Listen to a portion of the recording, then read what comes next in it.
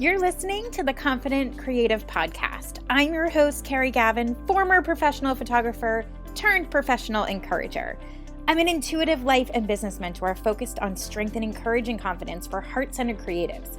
These heart-centered creatives desire to make an impact and an income through sharing their heart with the world.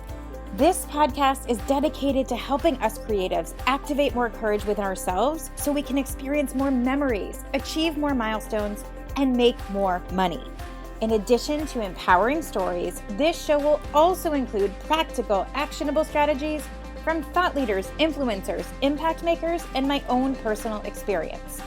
If you are passionate about the areas of intentionally living, prioritizing passion, choosing courage, as well as some soulful business strategy, spirituality, and some self-mastery, you, my friend, are in the right place. You ready to play? Hey, friends. Wanted to share this little introduction with you about this amazing conversation I had with my dear friend, Stephen Kellogg. I am so pumped for this episode to air. I feel like we could have talked for hours. We had so many gold little nuggets that came out and just one-liners that we were like, yes, this is awesome. So wanted to give you a little bit of background about Stephen because I think that you will totally love this episode. So Stephen Kellogg is a father of 4 incredible girls, married to his high school sweetheart. He is an Americana singer-songwriter and master storyteller who hails from small-town Connecticut. Over the last decade, Stephen Kellogg has performed over 1,500 concerts and penned singles for artists like OAR and Robert Randolph, leading to a 2017 Grammy nomination. He's released 10 albums of his own, yielding hundreds of thousands of tickets and record sales. Whether interacting with his audience via social media or playing his many live shows, Stephen's deep connection with the people is not only a rare find, but is omnipresent in both his life on and offline. His beautifully written songs will captivate your heart, and his engaging personality will make you feel as if you are connecting with an old friend, just like it was yesterday. Stephen is such a brilliant, talented, heart-centered creative. It was an absolute honor and privilege to co-create this conversation. In this episode, we dive into the socially acceptable path versus the creative calling in our heart, how essential it is to our well-being that we feed the creativity in our soul, not just for people who make a living through their passion, but for all of us humans, celebrating the joys and failures and why both are essential to our success, and so much more. Stephen's much-anticipated book, Objects in the Mirror, A Storyteller's Take on What Matters Most, is due to launch in April of 2020. Be sure to connect with Stephen on his social media outlets and check out his website for all his current tour dates.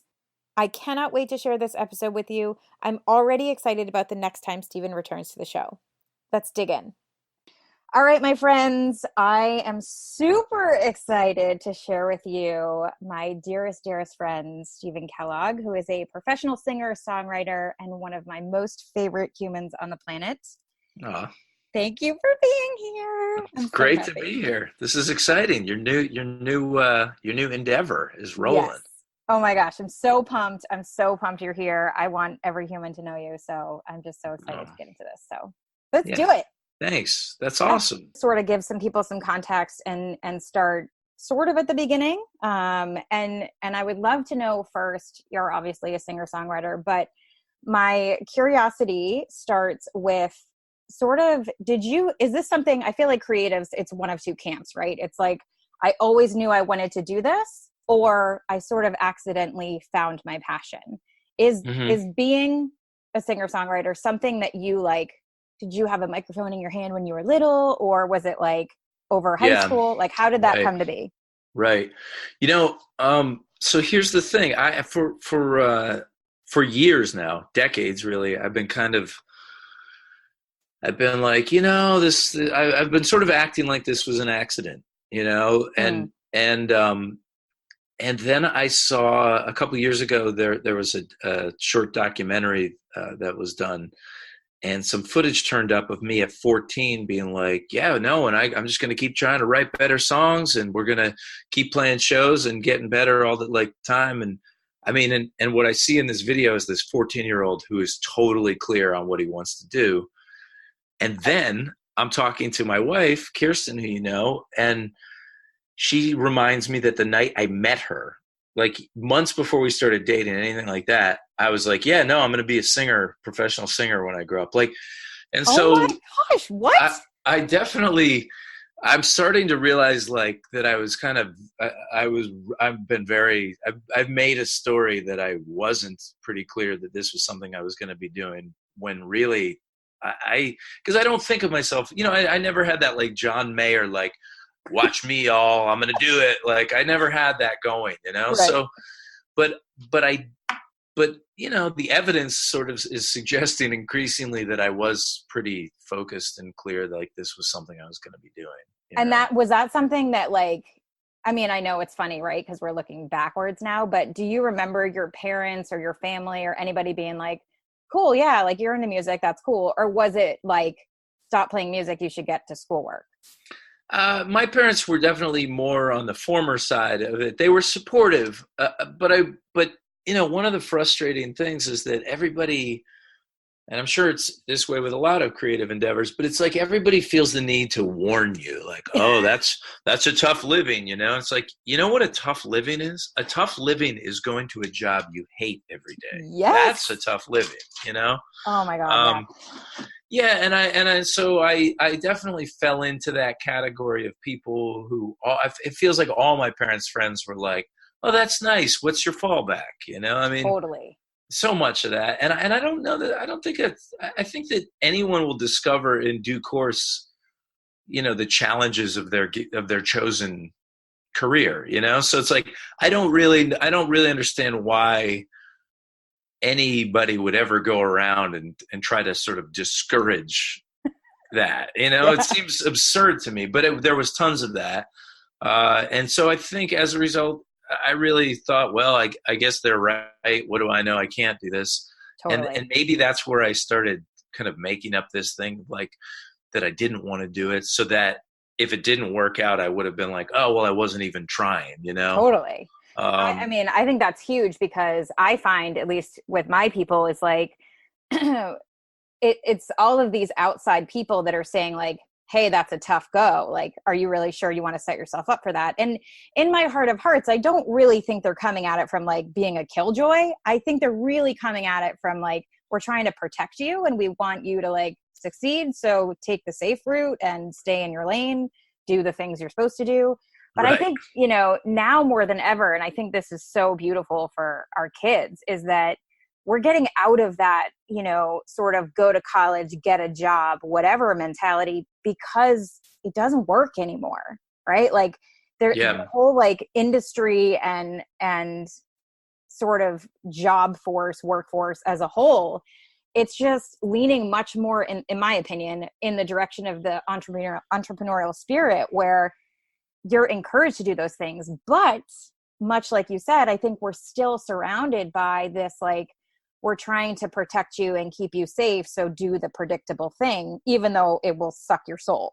Right. Totally. No, I mean, I agree 100%. I think it's, I think it's something of a middle class luxury too. I mean, I think there's probably still a fair amount of kids whose parents are like, you need to do what I tell you to do so that you Totally. can, improve your station in life and stuff. And I was having an argument, as I often do, with one of my kids the other day, and and this particular daughter was saying that she wanted she wanted to have more money.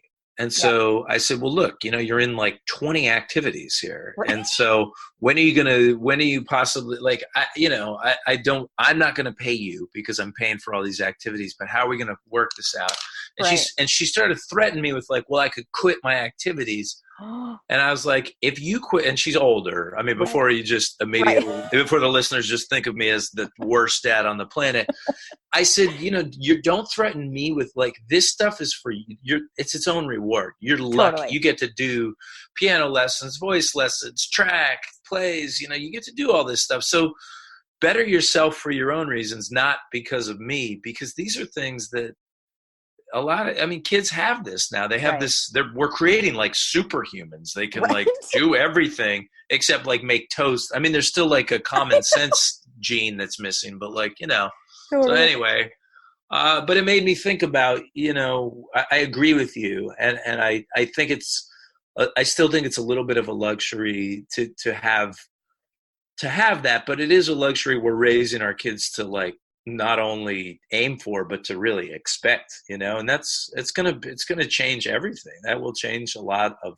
what is going to happen with this next generation's workforce. Yeah, I think it's going to be really interesting. And even now, like you can be an entrepreneur at 10. Like, it's crazy to me, these kids that are harnessing their creativity, and really, because of social media and because of the technology and the world we live in, they're just exposed to possibility in a way that, you and I never really had, or we did. It was just a time game. We really had to sort of pay our dues for it. So, so I think there's still that, that balance. And I was curious if it was more of like, I'm going to be a musician and this is what I'm going to do, and I'm going to tell my parents that, or like, I know you went to college. So in your college years, I'd love to know a little bit about, like, was it, I'm going to college to pacify what I'm quote unquote supposed to do, and also go in the direction of like, well, I have to get a job? Or is it like, I'm going to do my passion on the side? Like, what was the college experience with your desire?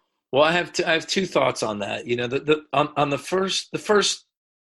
first hand, college was really just like a holding tank to transition from being a kid to being a young adult. It was like, cool, here, you're going to go here for 4 years while we like get you ready. Totally.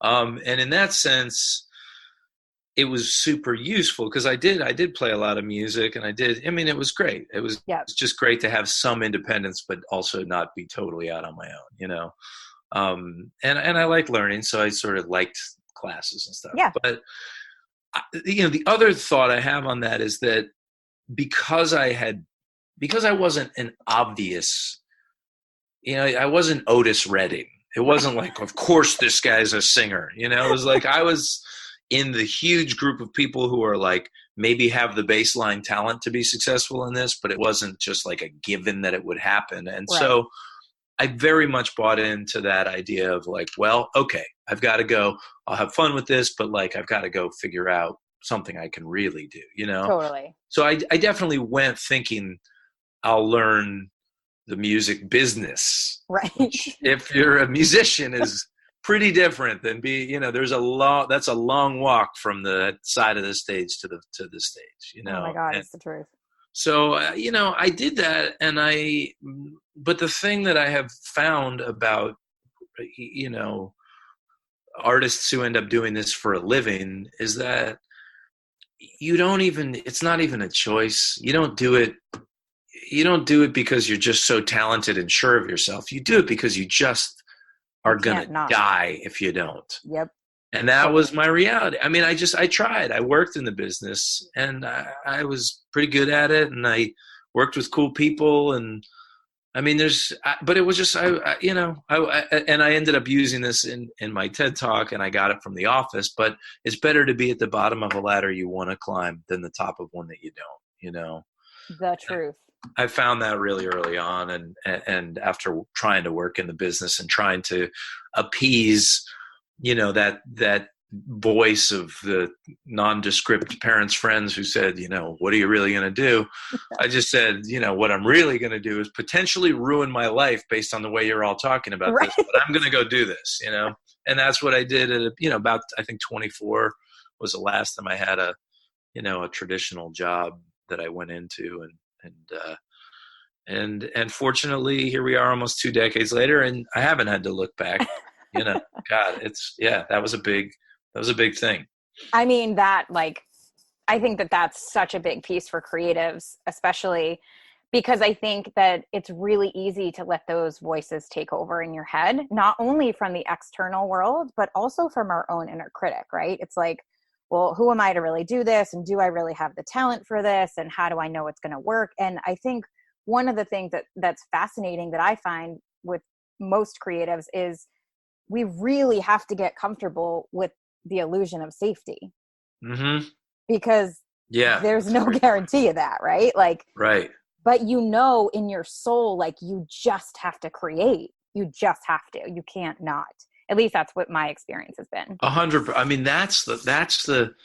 That's the trick. And here's the thing: for a lot of people, maybe they don't need this to be like their living, and Totally. and so and that's okay, but like you just can never negate whatever you're however much of this you need in your life. You've got to honor that. And so for those of us who sort of make our living in the creative arts or whatever, you feel like a madman, but you're like, well, I gotta do this, and Totally. but then you even have folks who, they work a traditional job maybe, but they still have this creative itch, and it's easy to negate it or think like, oh, that's a little luxury, but it's not. It's something you have to do, like, Yep. I and couldn't agree more. so sad. It's so out of balance when you see people who need to do creative things who aren't giving it enough, they're not honoring it, and you can feel the pain that's causing them, and A that's, 100%. you know, And that's really why I started this podcast, to be quite honest, because I think that there's this idea where you have to choose either this is my sole, purpose and I'm living this and it's going to feed my family. And if I suck at this, then I'm screwed. So it's sort of like all the pressure over here. And then I think there's other people that do work a traditional job, but they paint on the side, or they, whatever it is on the side, but it still feeds their soul. And I yeah, think that permission is really the most important piece here, because maybe your creative outlet is being a mom. Maybe your creative outlet is, taking people on hikes or whatever it is. But I think it's so important that we actually celebrate the fact that creativity is what creates our world. So you hmm can't starve that out of your soul. Like it's depriving your human experience, I think, you know? well, 100%. So agree. I love that. I love that point. And this analogy has kind of popped up in my head recently a couple times, but um, and I think it just applies specifically to musicians, or maybe it's all creatives, but it's kind of like eating a big meal too. Sometimes, you have a moment. I think there's musicians maybe who decided like, I can't make this work in my whole life. Right. And so because they're not going to be great at it or something, they try to put down their instrument forever. And, Right. like, and it sits there and it just causes them some amount of pain because they know, well, I'm not as good as I was or something, and the thing of it is, if you just pick up, it's like you're starving yourself. And so this idea that you get up and you take the meal in, and so I'd have friends who say, okay, well, here's what I'm going to do. I'm going to do one last show and this is it for now, and they go and they would be so fulfilled, and that fills you up, and you think, I'm never going to eat again. I'm good. I'm full now. But you're always going to eat again, until you're dead. That's how it goes. And when you're dead, then you're like, damn, I wish I ate more, like, Totally. get in there. Oh And my so God, I love that. I'm not very gracefully conveying this analogy, but I've had to talk a few of my friends down off the ledge who have been in this as professionals for 20 years, and they're frustrated because they thought things would be different than they are now, and they thought maybe life would be a little easier. And I'm like, you know what? You're full right now. Take a little break. You'll get hungry again. Like, Totally. it's gonna happen. So I mean, I think that's an incredible reminder for all of us, because I think that that's what happens is this becomes an all or nothing game. right, Right. And so, right, especially for people that do this for a living, whether it's photography or graphic design or music, it's like, well, and then the other piece that's compounded on that is the perfectionism. So yeah, it's like, oh, if I'm not going to do this perfect, well, then I'm just not going to do it at all. And then our creative heart gets so cold and so closed off. And then we start snapping at our family and not performing at our job. And like, I think that's really what the crux of all these conversations are really about for me, is like, I want people to see that like, it's not an all or nothing game. Perfectionism is robbing you of so many areas of your life. If you would just like let go of the white knuckling for a second hmm and come back to like, cool, we can just get curious and play with this stuff and like ease up a little bit, because that's what we're doing. Like, we're creating all the time. It's just the lens in which you're applying. yeah. I write on my set lists. I write "You Are Enough" at the top. I mean, You do? I do. I'm so, That's my favorite thing I've ever heard. yeah. I mean, I need, cause some nights when you're just like, well, that didn't go how I wanted it to go, I get it. It makes me like smile. I'm like, okay, all right, Yeah, well, good. this is what's happening tonight, like, Yep. and so I just started doing that years ago, and I just like, it's just this reminder. So, it's there, and people always grab my set list, and I'm like, I wonder what that looks like to them. Like, is that like, like deep thoughts with Jack Handy over here or what? But it helps me. It really helps me. I mean, that's like, I feel like if there was one thing I would tattoo on every single person's hand, it would be that. Both Yeah. my kids have picture frames in their room. It sits right on their desk and it says, "You are enough. You're so enough. It's unbelievable how enough you are."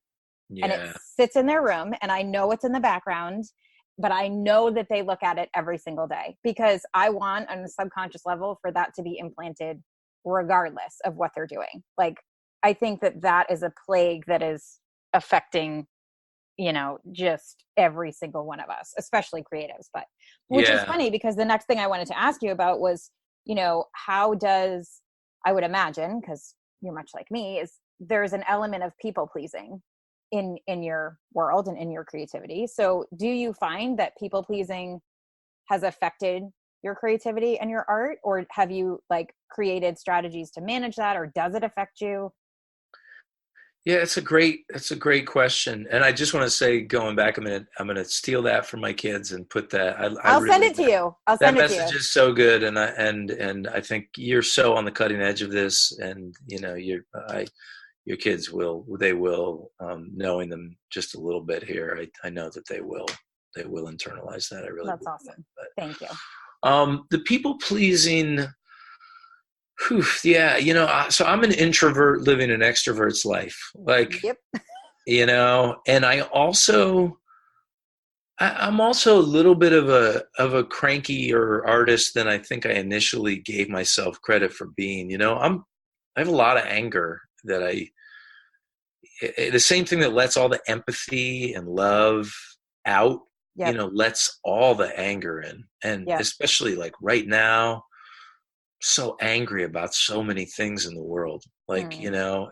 and watching my kids go through so many of the same things I go through and that went through. And it's just hard. I feel it all. Like, I feel Yep. like a wide open thing. So the people pleasing's interesting because I want people to be happy, but I also don't like suffer fools very well, and less so now that I'm in a middle-aged guy. When I was in my 20s and 30s, I thought, well, maybe I'm wrong. Yep. And now, even though I still know I may be wrong, I'm much more inclined to be like, I'm not wrong. I am right. I am so right. I have 20 years of experience telling me I'm right, and you are wrong. Like, there's so much stuff there. So pleasing people who I think are acting badly, or even being in a small town and just having to, there's social norms that are expected. Yes. People say, oh, but you used to, just stand out there after the shows. And I'm like, I did. And I regret it. I gave all Right. my energy to drunk people instead of like saving it for the show, like, Totally. what was I doing, And I think of times in my career when I thought, well, these people gave us money, so we have to do what they say, when I think a healthier dialogue might have been, this record label gave us money, so we have to, we owe them the respect of listening to their point of view, but I don't owe them, I shouldn't do anything I don't agree with. Totally. And I think that, with me and my art specifically, there was sort of hey, we can make you the next Wallflowers, or we can make you the next Matchbox 20 or something. And if you know anything about my art and what it eventually became, that wasn't really who I was. Like, that was never going to be who I was, Right. you know? Yeah. And so all that time spent trying to meet what they had hoped for me, like, I just wonder sometimes what would have happened if I had been unapologetically Stephen Kellogg right out of the box, like, now I'm doing that, but now I Right. don't have the record label there anymore. I don't have that muscle. And I kind of wonder, I think that you have a better shot at being successful by being a really authentic version of yourself, whoever that happens to be. Even if that's not what the market's calling for, I just don't think people do well by acting, like No. someone else. And the people pleasing, I got in there and I tried hard. I wanted them to see, look how hard I'm trying, but I think I would have done I think I would have done more right by them had I gotten more in touch with who I was and said, look, I hear you. I appreciate that this is your point of view. I think that this is more a product of who I am. And so we should go this route. And I think that might have actually served me better. I do that now, but I missed a lot of opportunities trying to please people. And now sometimes I don't please people and I wonder, am I being difficult and all this? But I don't think I am. I think I'm being very much who I am, which is not always a guy that wants to smile for you. Sometimes Right. I'm pissed at the world and I think that's okay to let that out. Yeah. I love that. And I think it's so important. I call my people heart-centered rebels because Yeah, that's good. I think there's a way to come at it through a lens of love and compassion for whatever the situation is. But I don't believe in compromising and conforming just for the sake of, we should, right? I'm very anti-should.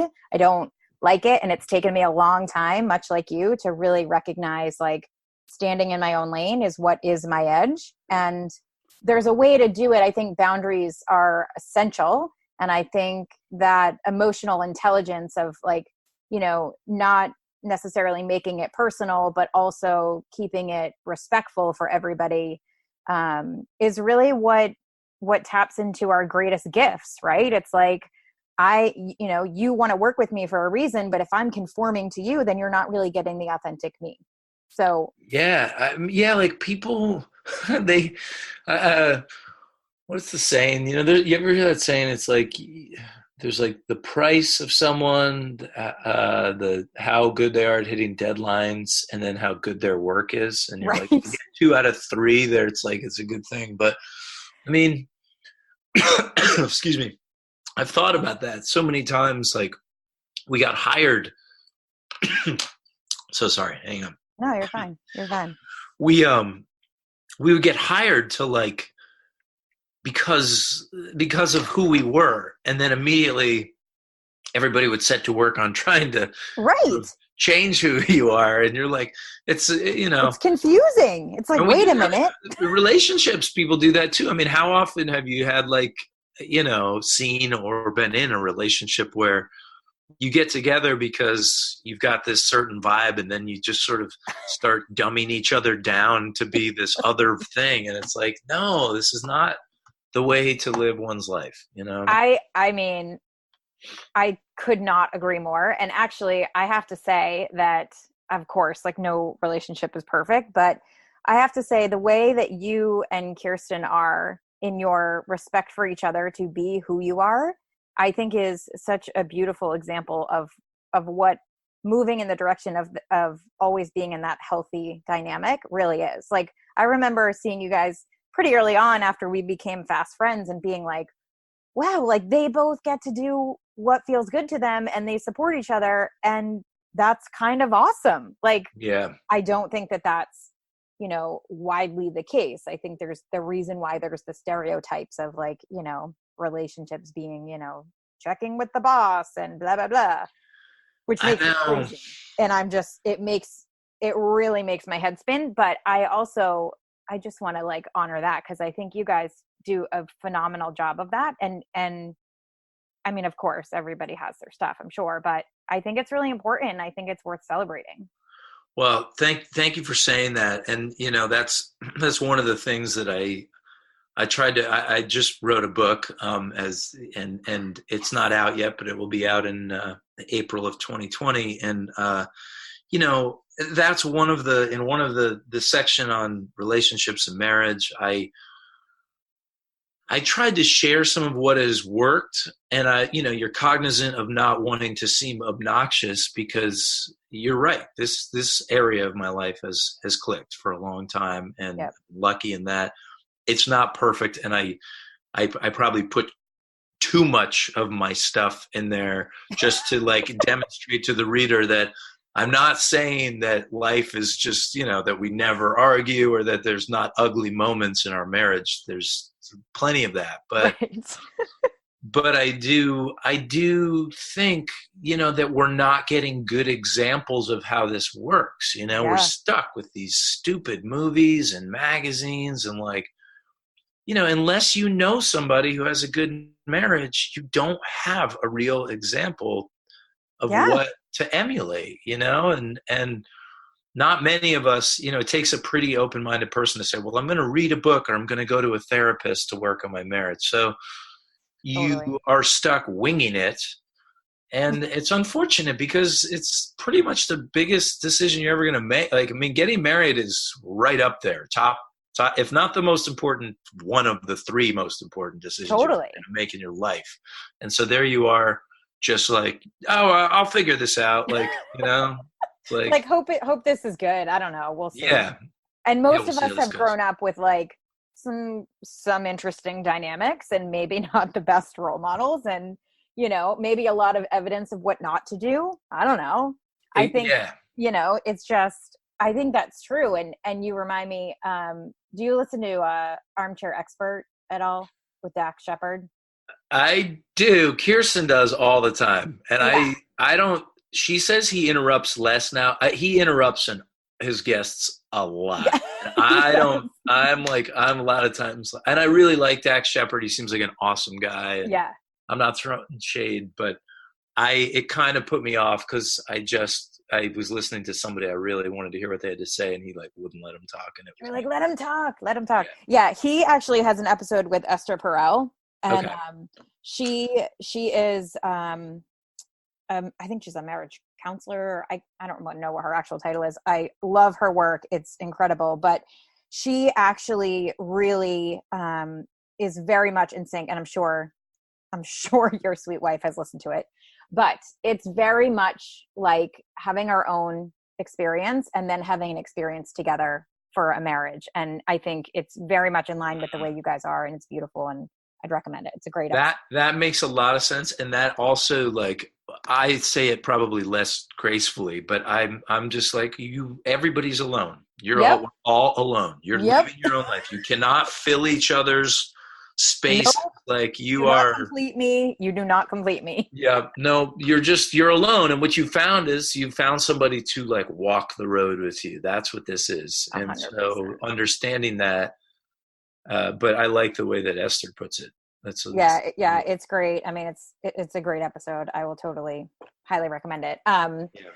But circling back a little bit, I wanted to ask a couple questions. One, when was the first time that you made money from your work and felt like, holy shit, this might be possible? Like, Yeah. because I think that is a defining moment for creatives for sure. Yeah. And not even necessarily like, sorry to interrupt you. No. No, not even I like made you a. paranoid. I'm like, don't, you're being just like Dax. No, you never. And I not, love you I so love much. Dax. I'm like, oh. That's awesome. No, I mean, not even necessarily like this could be the life path, but just in general, right? So whether it's a side hustle or it's like, I want this to be the full-time thing, I think the moment where you get paid for the thing you love and that you're passionate about, it just shifts your being. Yeah.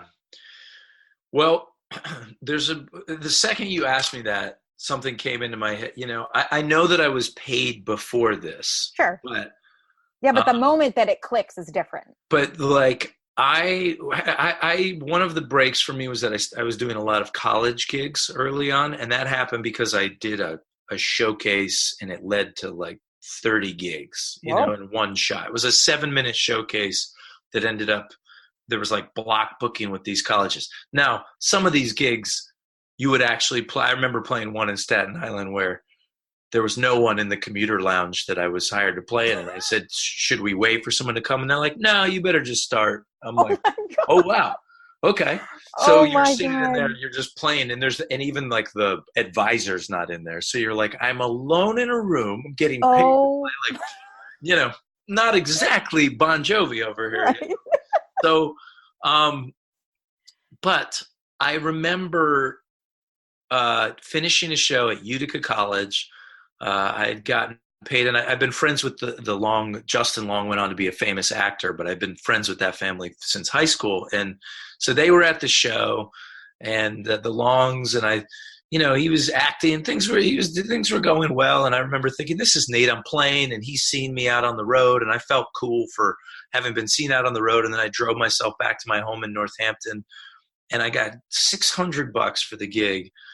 And I went into the sushi restaurant and ate by myself. And I think I had leather pants on, which is a little embarrassing to me. But and a girl came up to me and said, "I'm a photographer, and I just think you have a cool look. Could I take some pictures of you?" Like, and I'm like, this was all one day, Right. and I'm thinking like, wow, I am on my way. I've got $600. I'm eating sushi. I'm being approached by strangers. I'm hanging out with people who weren't famous yet, but had a feeling could be someday. Like, it just like, it felt in a lot of ways that like, this is it. And I sometimes think about that because my bar of what a successful night of work has gotten so high now that it's easy to miss sometimes that a night I would consider probably not very successful could look just like that night that meant so much to me then. It's like, and again, in those moments you're using the wrong metrics anyway. Totally. But that was a big night, and I've never sort of forgotten how incredible and how I was like, wow, this could really work, and That's awesome. Yeah. What was it for you? So interestingly enough, my experience involves you, and it wasn't necessarily the money part because, Yeah, I'm like, I well, don't think I've ever given you a lot of money. I no, feel bad about that too. oh my God, no. So sort of backstory, we met when you were opening for OAR and in Boston, and we were backstage and we connected talking about our kids and all the things. And then I had the opportunity to give you a handmade little book of your sweet daughter. And so at that time in my photography business, I had sort of been playing with the idea of like, quote unquote, being professional. And Jackson was, a year or so old, and I knew I wanted to do this, but I didn't really know. And I was like, totally like, I don't even know what this business is. And that's a whole nother story. So anyway, so I had this opportunity to gift you this book that I had got your sweet wife to give me photos of your daughter and whatever. Anyway, so in this moment, I say, I have this thing for you. I want to give this to you because I made it for you, and I wanted to say thank you for doing something for us. And when I saw you open this little picture book that I made, like literally arts and crafts style, right? Like totally amazing, whatever. Yeah. I know the book, but go on. So when I saw you just completely like open-hearted, just joyful, seeing you see your daughter in such love, that was it for me. Because even though they weren't my photos, all the photos in there weren't my photos, but it was the energy that I infused in the experience, and it was my creative eye. I knew that because my photography is so emotionally based, that I had the ability to give other humans this emotional experience of their memories, right? Yeah. And so I was like, I don't know what the hell this business is going to be, but I know I have to do this. So seeing the effect that my creativity could have on another human was all I needed. And it was standing with you and seeing you have this emotional response. It was worth more than anything. I just sat there crying. I think I started crying as soon as I saw that book, and I had no idea. That's amazing. I'm so glad you told me. Yeah, I don't think I've ever shared that with you. I mean, I carried that book around until it was dust. I think I couldn't. It was like I brought that book on tour, and I cried a lot, but in a good, the good tears. Just like it just always.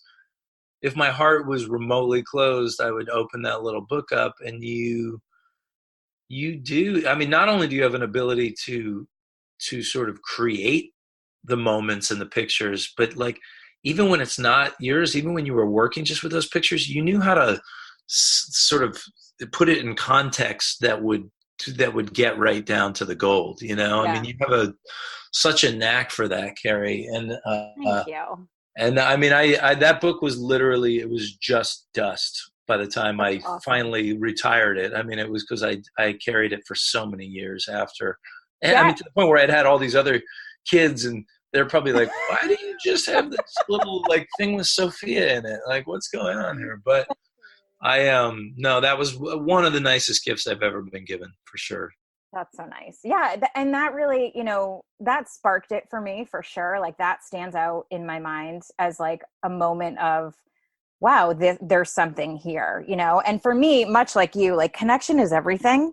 And Mm, so everything. everything. And so it was just, what I've really been unpacking is like, okay, I had this photography business for 14 years. And over the last, 5 years or so, I've transitioned to helping other creative entrepreneurs do their thing, right? And do it their way and create their success and whatever it is that they want. But I've been trying to figure out like, what's the bridge? How does it all work? And I know that those experiences play into how I support people now and whatever. But what I really came to realize over the summer was people have always gravitated towards me because I just sort of have a way of giving them permission to be themselves Hmm. and just show up and shine. Like I joke all the time that I'm just a permission granter. Like Yeah, right. whatever, that's what it is. And Yeah. so I think all of that, and much like you, I would imagine, is like all the things that we went through up until now have really just prepared us for what's coming. And all of those cliche things Exactly. Yeah. are true I mean, they're there for a reason, right? But I think what's beautiful, and you touched on your book, I want to circle back to that, is like one of the things I feel so strongly about because of that is taking all of the things that I learned sort of in the trenches. And now I just want to share that knowledge with other people. And I'm Yeah. curious, just the little that we've talked, if that is what similar to the desire of what your book was born out of. Absolutely. I mean, you know, it's this desire to distill down the best of what you've been able to pick up so far, you know, Totally. like, you know, and I say in the beginning of the book, the point of this book is not to say, live as I do, but rather here's what I have found, you know, Love it. um, and like you, I'm in this for the connection aspect. It's not, I realized I like playing music, but I don't love playing music. Right. It's just been the medium that has allowed me to reach people, you know? Yeah. And so, and as I get older and because I don't always, you know, get to play with the musicians that I love to play with or whatever, you know, it's like sometimes I find myself looking around for like what other ways can we reach more people, you know, Mm-hmm. because there's also, let's face it, you know, it's like I'm thrilled with my career, I'm happy, I think the best is yet to come, but I'm not a household name. I think there's a lot more people I could be reaching than I am right now. And so it occurs to me, well, you know, my music might not be everybody's cup of tea, but I think that the message, you know, could reach a lot of people who maybe don't listen to Americana singer songwriter type stuff, you know? Right. So I don't want to miss those people just because I sing the way I sing or whatever. So Right. it's become more important to me to do speaking things and to do, and now I took a crack at writing the book with that same thing in mind. Like, you know, we have something to share. A lot of stuff I wish I knew 20 years ago. And I'd like to try to help. You want to help others. You want to take Totally. what you've learned and make it work for, you want to make the world better. We all want our lives to mean something. So I love that it. was the motivation for definitely for, well, let me just write a little book.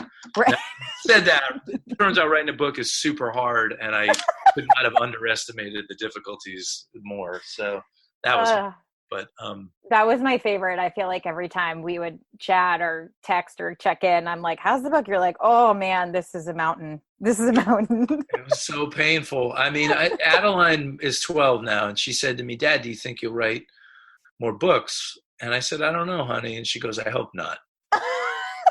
I mean, it was like, Out of the mouths of babes. it Oh was my just God. so solitary and so, yeah, it's not, I mean, I that's was, next level courage, honestly, because in my experience, it's just, yes, there is a vulnerability with our art and our creativity, whatever that is, whether it's full time or, just for side hustle. But when you share your heart in the world in a book where you have to dig deeper than you've ever dug before, like it's an investment on all levels. So I get it for sure. yeah. Well, I'm sure have you written a book yet? I have parts of a book written, but I have not fully committed that for all Yeah. those reasons. I mean, for everything I can see, you will. I believe you will write a book, and I believe it'll be a good book that'll do a lot of good for people.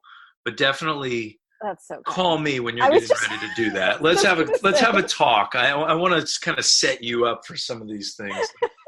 I Yeah, was just gonna say, I mean, now I feel like maybe I'll write a book with maybe some advisement. So yeah, keep your phone on. yeah. Um, and sort of on the heels of that, I'm wondering if it's the same for you, but when I got into photography, it really was about the connection, right? And I am very, my creativity and everything I do is very focused on emotion and evoking emotion and really playing into the legacy. And two things to say about this. One, I'm interested. I was very shocked to realize owning a photography studio was about 10% photography and 90% business.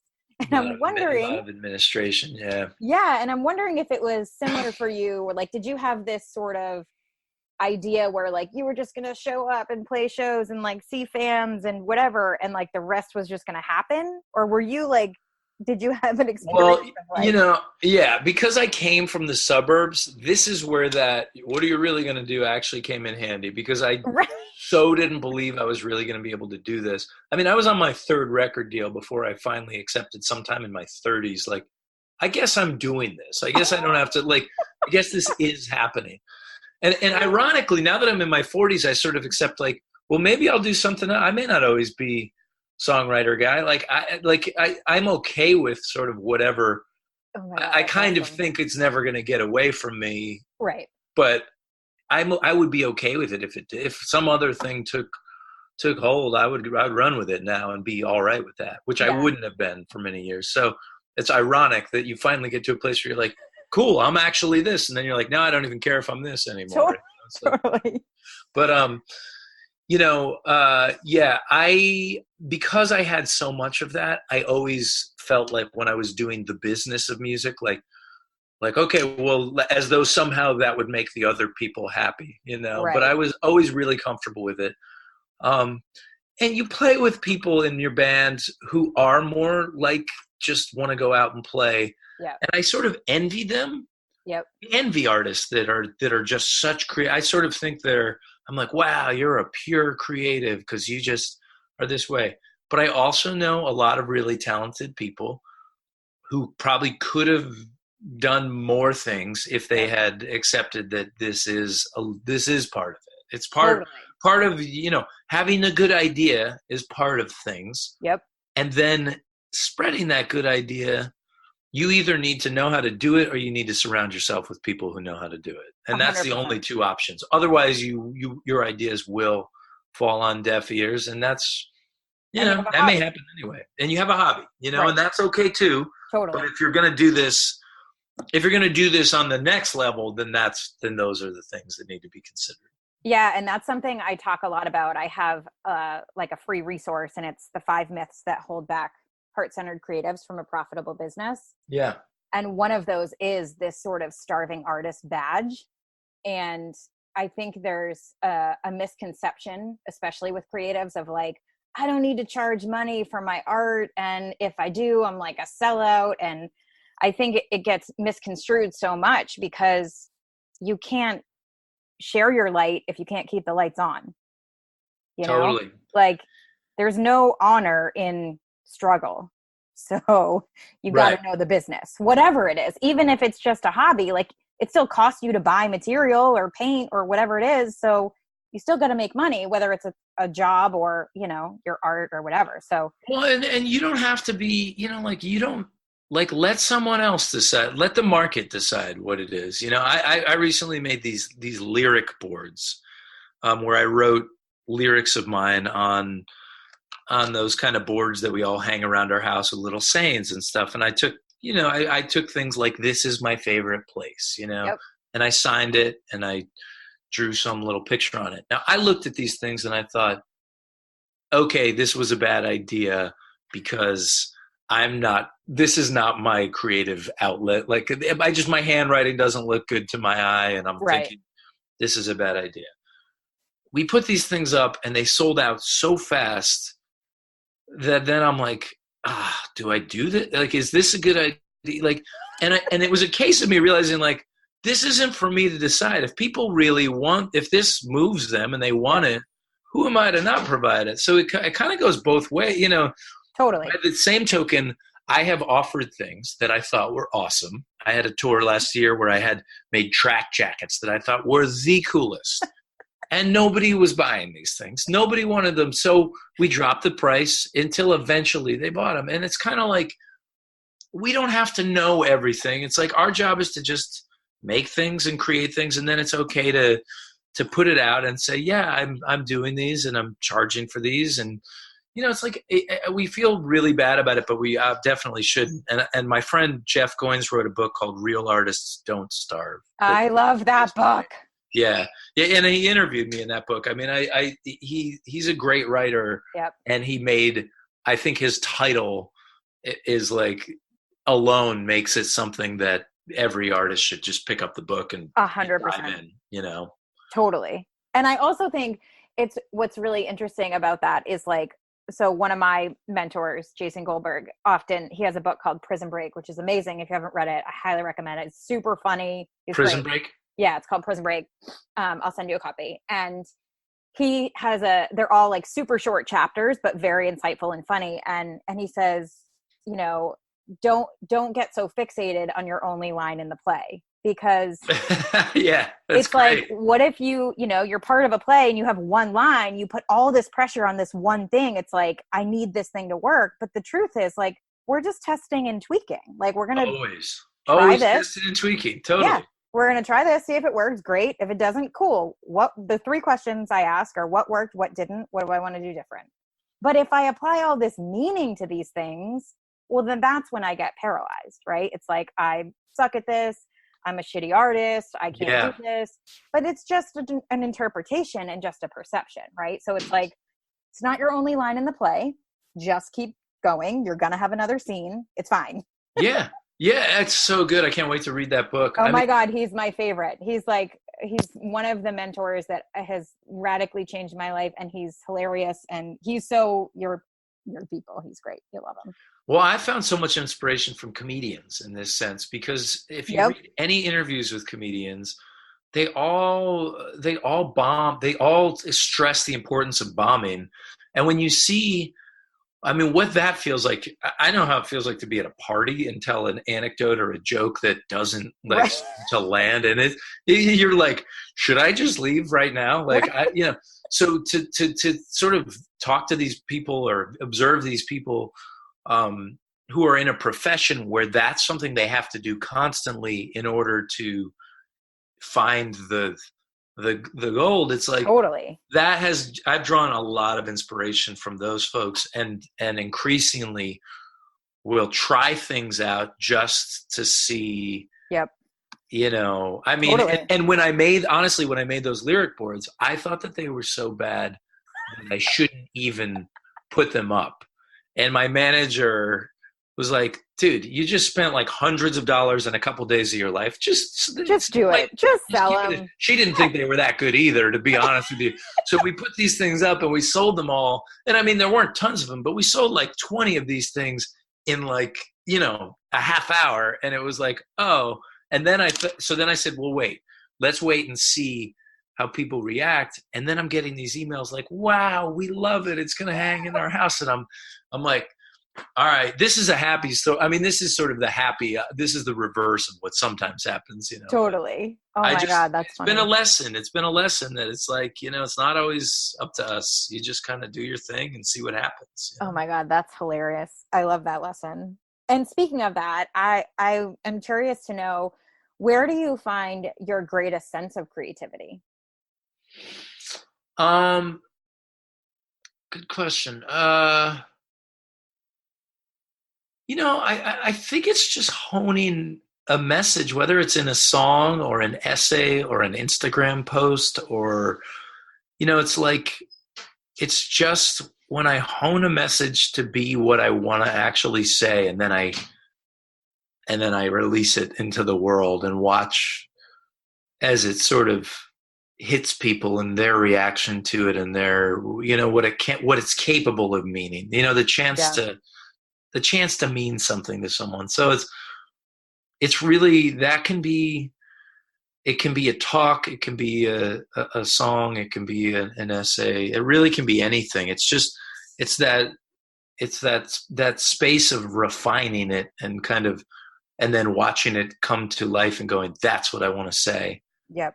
That's where I get the rush. Yeah, and I mean, again, I think so much for you and I both, it comes back to ultimately creating that connection, right? It's like there's this thing on my heart that I want to share, and maybe it resonates and maybe it doesn't, and seeing the sort of feedback from it fuels us to refine that even more and even more and even more. And You I do just, you No, go ahead. I don't want to interrupt you, but I have a question for you when you yeah, yeah. no, go. What do you Well, do got? you find it from your, because you obviously have your newsletter and the clients that you work with, now this podcast, but then you have your photography too. Like, do you, where do you feel that the most? Because I think you and I are super similar in the sense that we like, yeah, we have our thing and we're like, oh, this is today's medicine. I gotta give it out to the patients here, and you Totally. share it. But I mean, do you get that from your photography as well and from your clients as well, or does that, like, what's that like for you? Yeah, it's a great question. So I retired most of my photography about This two makes me years ago. sad, but okay. Well, there's a caveat here. um, and it was mostly because the calling to help others was so much greater.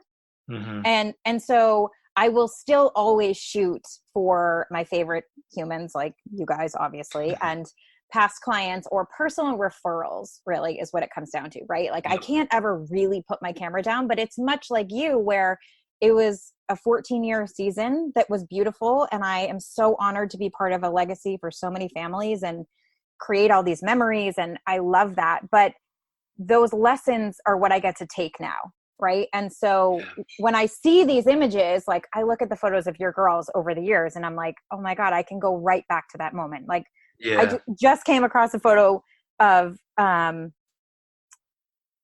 think, was it Greta that Kirsten was pregnant with? I don't remember. Anyway. And I was like, oh my God. So it's been like a flash of an eye, like a blink of an eye. It just goes so fast. But so the photography piece, now what's fascinating about it is because it's not my livelihood, there's a different sense of joy that's returned. I could see that. I got Right. that. So Yeah. like I do love shooting again because it's fun, but it's very selective.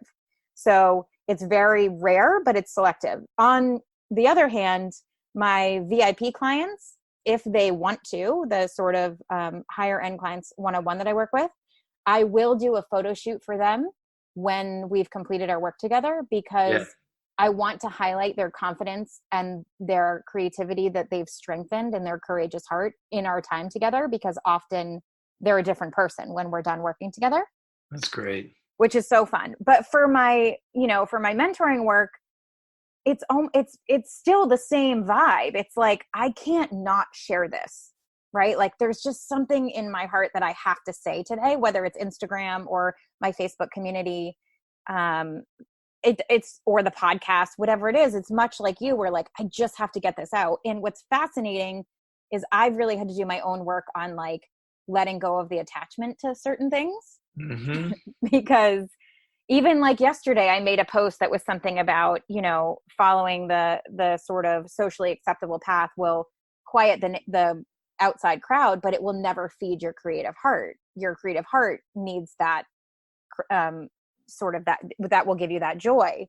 And it was something like, it came through me so powerfully that I was like, this is like gold. Yes. Yeah. And I thought for sure it was going to resonate with all my people. And it was one of my like least engaged posts or shares or whatever. And I was like, what the hell happened? This is good.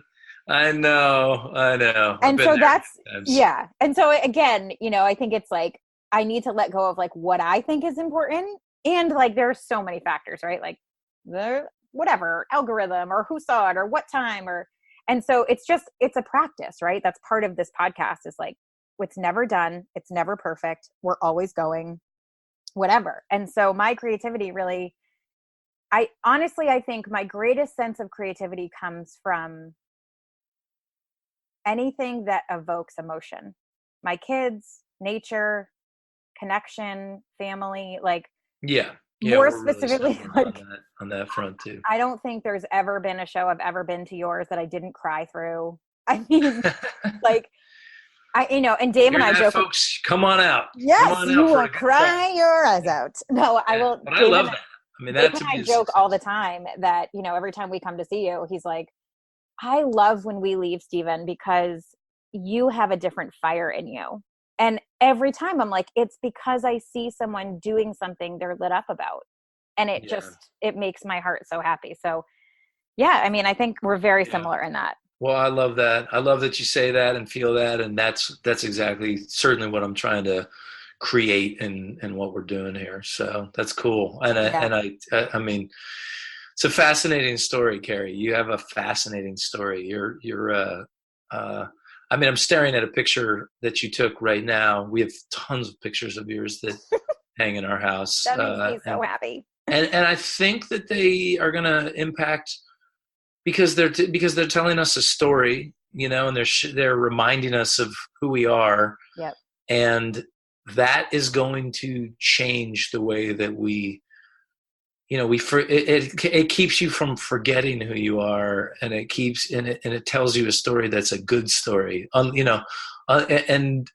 that's so much of how we end up identifying as adults is kind of like what was ingrained in our minds. What did we come to believe? And and if we see these pictures of, in your case, your clients see these pictures of themselves as confident beings, and I see this, I'm reminded that we're a family, even though we're sitting here fighting around these pictures and stuff like every other family. But it's wonderful to remember, like, we love each other, and these were real moments. Like, this affection was real. These aren't these so many photographers. You can only capture sort of stiff, well-dressed families trying to connect, and you have such a way of, bringing about authentic connection. It's something. That's very kind. I so appreciate that. Thank you. So I have two last questions before I would love for you to dive into. I know I could talk to you all day. I know. I was like, okay. My first question is, what does being a confident creative mean to you? Well, I think, we were just sort of touching on this, but I think it just comes to so hard to divorce the fact that I'm about to turn 43 from the creative journey. But so much of what I think this is about is learning to be comfortable in your own skin, learning to accept who you are and your own good enoughness, like, okay, this is who I am. This is what I have to offer.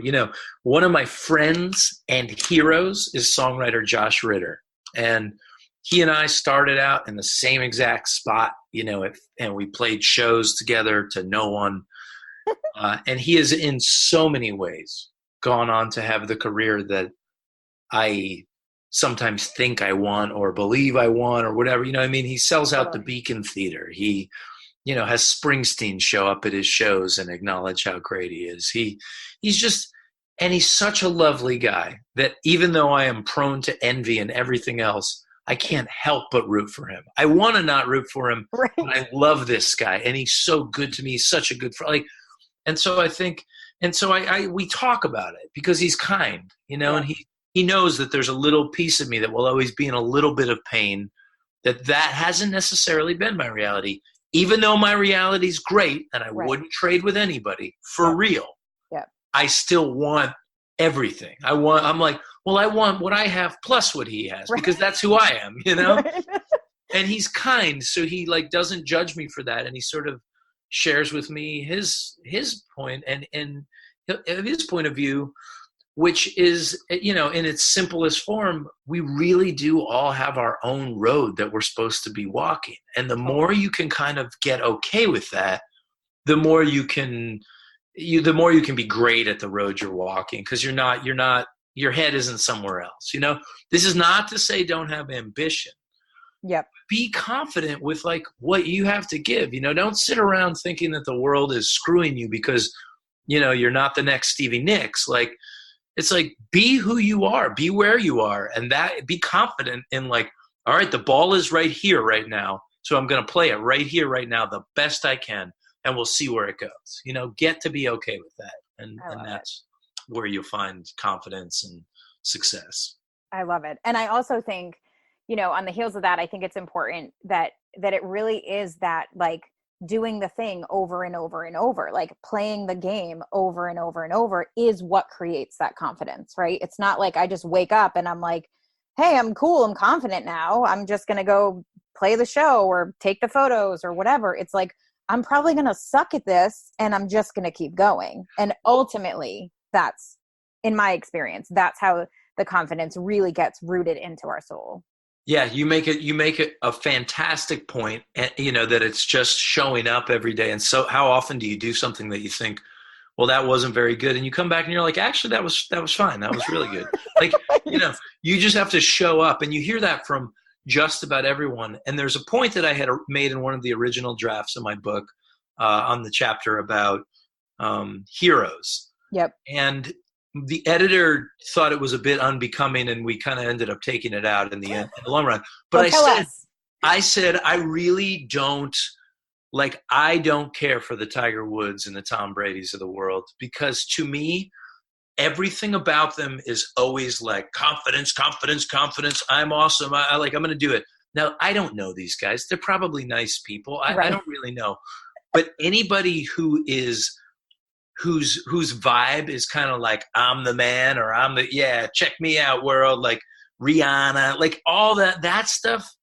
I can never get behind it, because I so need to feel like the people that I admire, I need to feel like they just showed up. Right. And if they're kind of like woke up, like, I'm going to go kick ass today, like in the world, like, it kind of puts me off. And so I've always been kind of down on heroes who were just too confident, in their thing. And and I know that this is more a commentary on my own smallness and inability to feel like, and so I think the editor was ultimately right, because it's like, her point was like, why are we even talking about Tiger Woods? You don't need to like talk about Tiger Woods in your book. But my bigger point was, I love the Willie Nelsons of the world, who you feel like could be you, who you feel like just went through the world. And that is who I have made my own heroes. It doesn't mean you shouldn't, this has nothing to do with anything, but I do love the fact that most people who are successful, the vast majority, by a landslide, woke up with the same self-doubts that we all have, and just went in and worked hard and did the job. And wow, it turned out they got to be really good at it. And that's what happens for most of us. And yes, there are exceptions of people who just sort of are cocky and know, like, I can do this and I'm never going to fail. But I bet those people feel insecure too. They just don't show it, in the same way. Which makes perfect sense, right? Because we both crave that relatability and connection. So if I can't connect with you, then I don't actually trust you, and I don't really believe you. So you're sort of like, you're out. It's not that you're a bad person. It's just, I can't relate with you. I can't connect with you, so that you're not my people. Right. Like, and that was my point. Totally. And yet there are, like, sort of more I don't know if it's right or left brain, but more like thinky, less emotionally driven people than Yes. you or I, who probably get a lot of inspiration from those people because they're not as hung up on like the I don't trust you thing, you know. But yes, Totally. you understand me, and I'm glad that I just since I did decide to share that sort of clunkily, I'm glad that I This was is perfect. someone who could relate. So Oh my God, it's perfect. I love it. All right, here's my last question. Then I want you to tell everybody where they can find you and what's going on in your world. So, okay. what would you have asked yourself if we switched shoes? If I was doing this if I was hosting the podcast? Yep. Like, what would you have asked you? Oh gosh. I It's a know. super interesting question that I don't know that I have an answer. I think that your questions are the types of questions I dream. I mean, this is the type of stuff I dream of talking about. This like Good. You can come back anytime you want. yeah, well, Make it like a monthly thing. let's do a part two, you know, because I think that we're both what we're both trying to offer people is so similar in Yep. our own, you know, mediums that we're using. But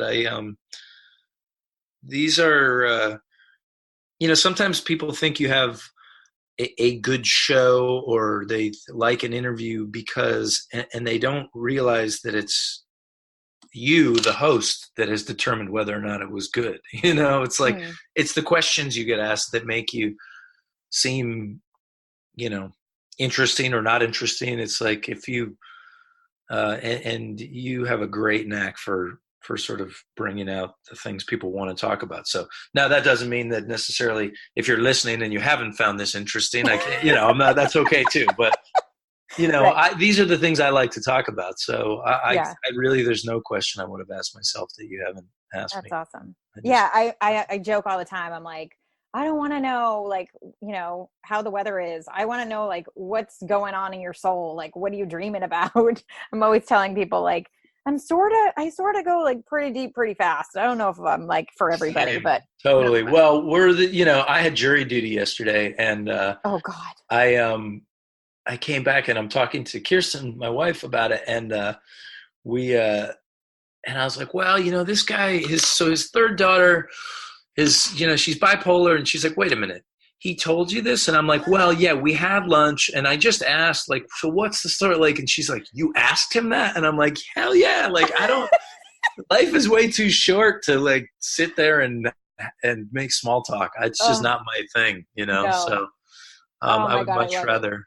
Uh, this is also in the book, but I say I'd much rather relate deeply to one person than on a surface level to many. You know. Oh my gosh, You know. yes. That is a great quote. Yes. I Well, mean, thank you. I cannot wait to read the book. But yes, so, I mean, I think that's what's so fascinating too, because in hearing you say so much of this, I hear so much of myself, obviously. But what I think is fascinating is like, we can't even turn off the connection piece if we wanted to. Like you just said, you were at jury duty, right? That's the same thing that would happen to me with photography. I mean, especially with mentoring and coaching, that's like the whole point of it is, getting into what we believe and changing belief systems and whatever. But with people would come to order photos and they would like pour their heart out and tell me about like, their daughter's eating disorder or their husband's affair and I'm like, we're just ordering photos here. Like what's happening?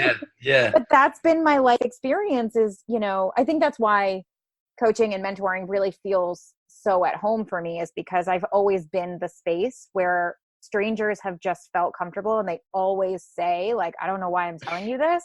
I'm like, because it's my favorite thing to talk about. Like human Yeah. behavior is so fascinating to me. So I Yeah. totally get that. I think it's amazing and fantastic. So awesome. Well, and the flip side of this for us, Carrie, is that, and I mean, not that we're the same person, but we have all these similarities. And I know that it would bother me because one of the criticisms that, when I did have friction with people or something would come up, I'd be sort of accused of melodrama. And at some point I realized like, yeah, that's not without foundation. Yes, I feel things so deeply and this Sure. creates all this open conduit.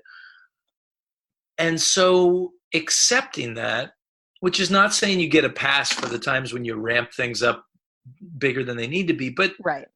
I just kind of thought, yeah, okay, you got me. But like, whatever. So it's not like there's not good. We attach good and bad to all this stuff. You're not necessarily a bad person if you're emotionally closed. You Right. just, it's like, it's really the self-awareness that's the magic part. It's like, if you know what you're all about, then at least you can adjust, to live in the world most effectively, 100%. And I think it's so self-awareness is everything, right? That's the golden ticket. And I think that's why there's such a heavy part to the work that I believe in and the work that I do around emotional intelligence, because it's being able to have the tools and the strategies to process experiences and problems and whatever it is by not making it personal and actually getting the awareness out of the circumstance and see how it can benefit everybody or what I could do differently and taking responsibility, right? I think that's a huge piece of it. So while we do feel more, I think I have trained myself to believe that that's my edge. Yeah, I think it is. I think it really is. And I love that. So yeah, self-awareness. Yay. One for them. Yay. Oh my gosh, I could sit and talk forever, but we should wrap this up. But before we do that, I would love for you to share with us where can people find you? Where do you want them to go? The best place to connect, and also tell us about your book and your record, all the things. Okay. So, my website is really the epicenter. And I know websites kind of went out of favor but they're coming back in my case. Because this is where most of the key this is where you can find tour dates. You get pointed to how to listen to the music. There's videos. There's information about the book. There's our family business where we sell our, music. That's my favorite. Your Kellogg family store. Kellogg family store. Family Please business. tell everybody that your kids do this with you. The kids help us fill the orders. They sign little autographs and complain about it. And I'm like, you guys, this is the easiest chore ever. You're signing autographs, kids. But everything is there. So StephenKellogg.com, and it's StephenKellogg.com. So we have all that there. Obviously, Stephen Kellogg Music is our Facebook page. And like you, I like Facebook, but Facebook has made it really, that algorithm go, I haven't seen any posts from you in a while. And you're like, that's just cool. It's super frustrating. And it's kind of like, you don't want to fall down that rabbit hole, but I use Facebook much less than I used to, because it's just kind of like, I don't want to play the game in that way any more than I have to. But it is still, a place that we post a lot of stuff. And Instagram, I love those. I love sharing what's on my heart, on a given day. So that's also, I think that's Stephen_Kellogg. This is terrible marketing. I'm like, let me give you 3 completely different. I'm going to put all the things in the show notes anyway, so it's totally fine. But I mean, those are all those places, and obviously the music's out there on Spotify or Apple Music or iTunes, or I still make records and programs things that you can, read the lyrics and hold something in your hand, that we have mainly in our store. So I'm widely available, I guess this is a long-winded way of saying I'm widely available if you're interested in learning. I love it. And I am also, I have a free Facebook community called the Confident Creative Collective, and I will continue this conversation on over in there as well. And I'll make sure all the information that you shared is posted in that group as well. So people are welcome to come over. I can't wait to share this with the world and have them get hip to your wisdom here. This is great. You're the best. But yes, you, my friend, I'm so grateful. This has been so fun. I can't wait to do it again. Yep. I want everybody to go. I mean, I didn't even touch on the fact that your writing and your lyrics and the way that you speak to the world, it just moves people in such a way. And I'm so happy to share you with my people. So thank you so much for being here. Thank you. All right, friend. Talk to you soon. Take care. Bye-bye.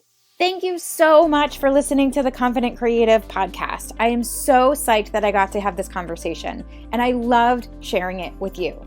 If you enjoyed it, I would love for you to hit subscribe to the podcast And it would mean the absolute world to me if you could go ahead and leave a review about what your biggest takeaway was. If you want to come over and continue the conversation, join us in my free Facebook community, the Confident Creative Collective. We'll be diving into all different conversations from the podcast, as well as some additional trainings and some inside scoop. If you want to find me on the interwebs, you can find me on Instagram at Keri.Gavin, Keri.Gavin, or you can find me on Facebook.